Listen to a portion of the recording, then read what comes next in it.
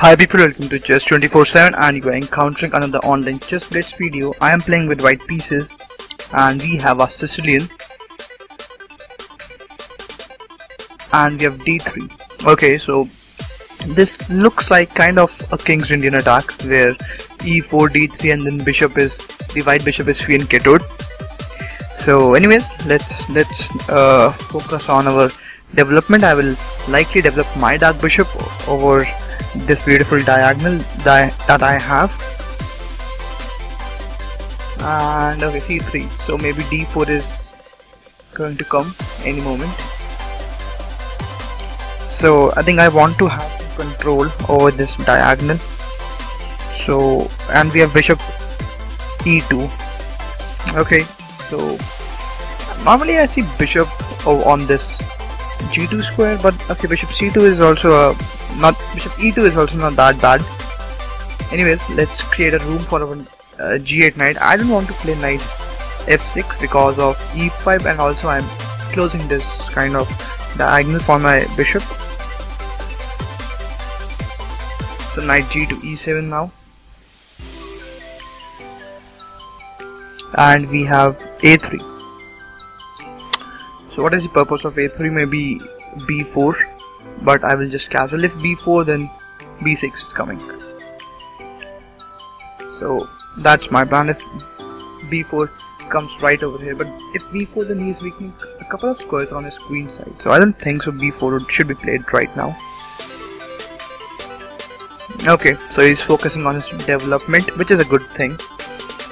And what else? I don't know. I mean, d6 is a move that I'm really looking towards now, but before that, I mean, I don't want to play d6 now. I'll make a waiting move, just like my opponent did on his previous move. But this has weakened b6 completely now.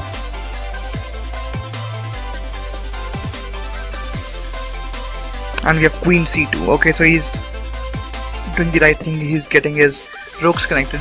If this bishop gets developed, my opponent will be having a good development because his queen is now not on the last rank. And now I will play d6.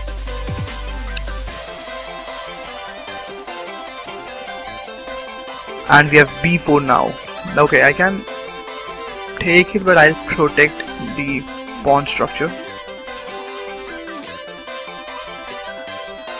because the focus over here in this opening is this d4 square.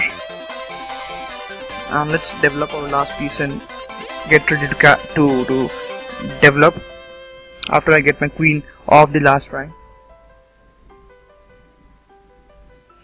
Knight c4. I think this knight is a good piece, and if I play b5 now, hitting the knight, he can go to e3, which will be again a better square, at least than d2, and I'll do that. Let's hit the knight, and I think it should go to e3, yeah. And let's see how is white going to respond. C takes b4, but now, yeah, although this bishop will be swapped, so, and I will be having some dark square weaknesses around my king, but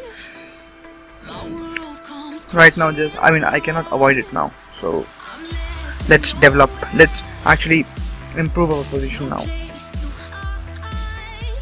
Yeah, there comes our bishop. Queen b2 check. Okay, let's just get back.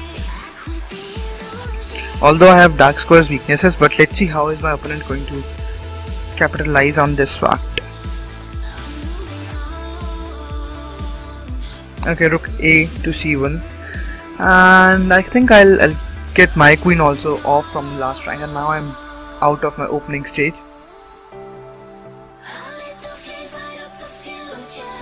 Rook c2. Okay, so it's going to develop on his c file, right? And which is a good thing. I mean, he's taking control of the open file. But his bishop, if you look at his bishop, he is quite locked in. He is looking at his own pawns, and I'll try to fixate. And because this d4 square is a hole, I'll try to capitalize on this weakness. Okay, so finally we have both the rooks coming on the c file. But now let's hop our knight over d4, and if knight takes knight, then I'm at least having, although I have double pawns, but I'm looking at this hole, and this bishop is not so good piece. And let's just take away some control from my opponent of c file.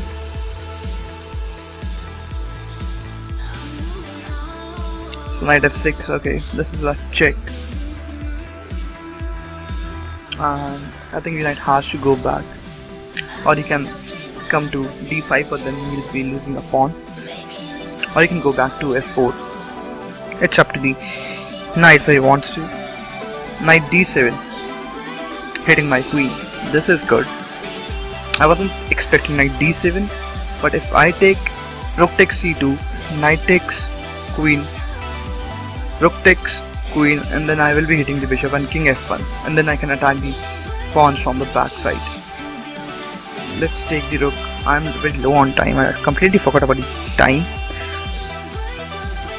And now let's just cover all the squares where the knight can go to, because if you look at all these dark squares, all of them are covered.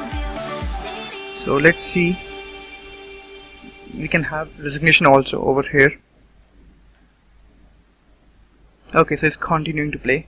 Yeah, he would be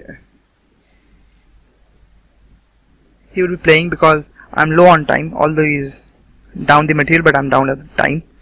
So that is something to look out. Okay,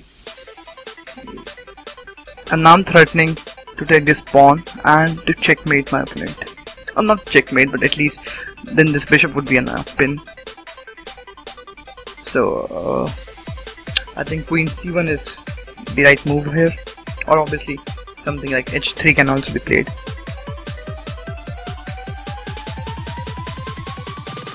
Okay, queen c1. Let's just play any sort of move right now.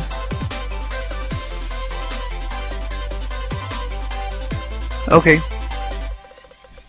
let's just try to make any sort of move. Let's just push this pawn for now.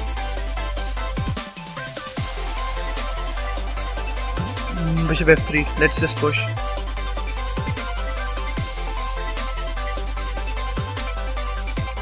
King h2, let's just push. I don't have any other thing to do. Push it again. And let's go to this queening square. Okay. Yeah, he has couple of checks available now. Okay.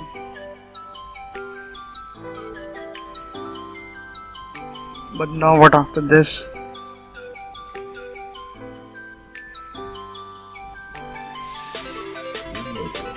Oh, he resigned. Good game. Let's revert. Well, it's a good game. Let's get back. And I think in the end game it was really interesting because I had two queens. And let's revert. So I was playing with black pieces, and we had e4, c5, Sicilian Defence, knight f3, knight c6, d3, g6, c3 to facilitate d4, I think, in the game.